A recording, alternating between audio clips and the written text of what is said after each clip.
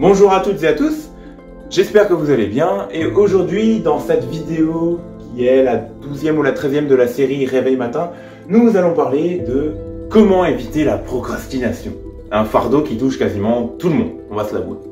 Avant de commencer, si vous n'êtes pas abonné, c'est le moment pour, et n'hésitez pas à mettre un petit pouce bleu et nous allons commencer par l'histoire qui s'intitule Le bunker abandonné.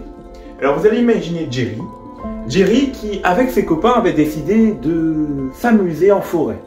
Ils avaient ramené leur vélo, un peu des bouts de bois et joué à faire un peu n'importe quoi. Et soudain, il y a un de ses copains qui fit remarquer à Jerry « Hey Jerry, regarde, il y a un bunker là !» Jerry, bonne blague, Paul, bonne blague. Il alla voir tout de même et remarqua qu'il y avait un bunker. Et ce bunker était a priori abandonné. Ils se mettent le défi de le visiter. Le petit problème, c'est que l'entrée, elle était tout simplement frigorifiante. On ne pouvait pas y aller. En tout cas, pour leur part. Ils se disent donc, ouais, tu sais quoi, Paul, on s'amuse aujourd'hui et on verra ça demain. On reviendra demain. Donc, ils passaient la journée à s'amuser dans la forêt sans pour autant aller visiter ce bunker.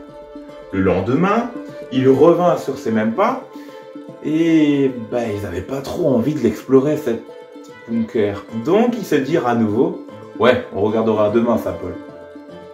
Au bout d'une semaine, ils n'avaient toujours pas visité le bunker. Ils n'avaient toujours pas tenté, osé essayer, découvrir ce qu'il y avait à l'intérieur, bien que l'entrée était terrifiante.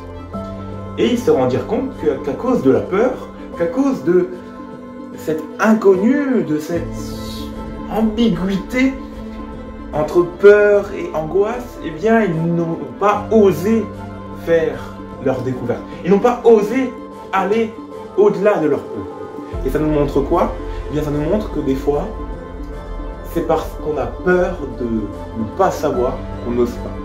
Et donc, la procrastination, c'est l'idée de systématiquement remettre les tâches importantes au lendemain, décidément.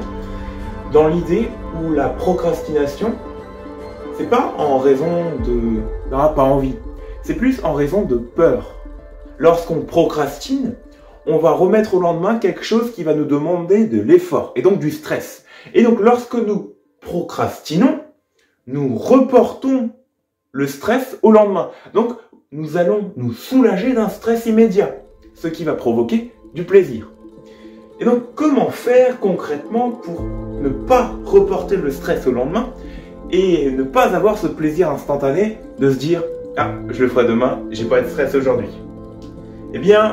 J'ai fait un peu mes recherches et j'ai tout condensé à nouveau en un algorithme. Donc, ce que vous pouvez faire, tout d'abord, c'est une to-do list.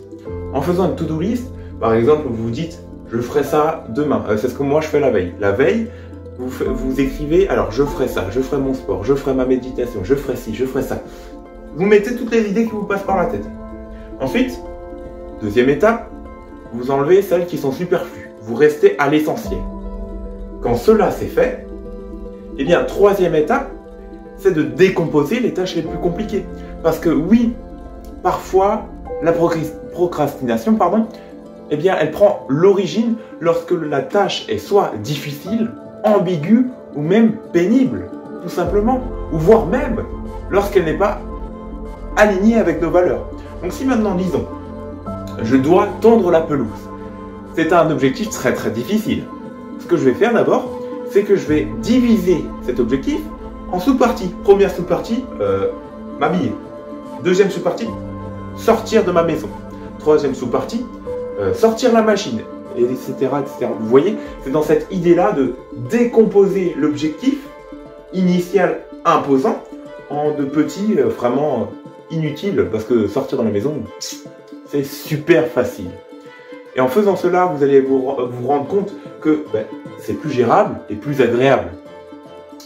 Ensuite, lorsque vous avez décomposé vos tâches importantes, ce que vous pouvez faire, c'est mettre des priorités à ce que vous devez effectuer. Par exemple, si maintenant vous devez tondre la pelouse ou réviser pour votre concours qui arrive prochainement, la question ne se pose pas. Il faut réviser d'abord. Après, certains me diront, oui, mais il est mieux de tondre la pelouse. Bon, bref. Dans l'idée où, lorsque vous avez décomposé, la quatrième étape est celle d'agir, tout simplement. Si maintenant vous ne la faites pas, l'action, elle ne sera pas faite. Ça, c'est vraiment... Et vous pouvez agir en vous disant que c'est ça ou rien. C'est-à-dire que lorsque maintenant vous devez faire, je sais pas, 2 heures d'un exposé, vous vous dites, c'est ça ou je fais rien. Et pour l'avoir testé, je vous avoue que je préfère faire ce qui est difficile que de ne rien faire. Vous essayerez, c'est plutôt pas mal. Et si maintenant franchement ça fonctionne pas, il n'y a plus qu'à cultiver, qui est la dernière étape, cultiver son autodiscipline, qui renvoie à une vidéo que j'ai déjà faite. Bon bref, l'autodiscipline, comment la cultiver? En faisant des choses que nous n'avons pas envie de faire.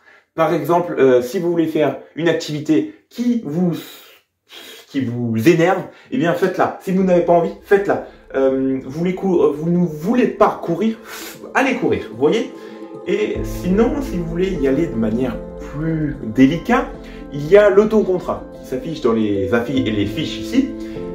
C'est ce qui me permet, moi, de faire plein de choses plus cool, plus doucement.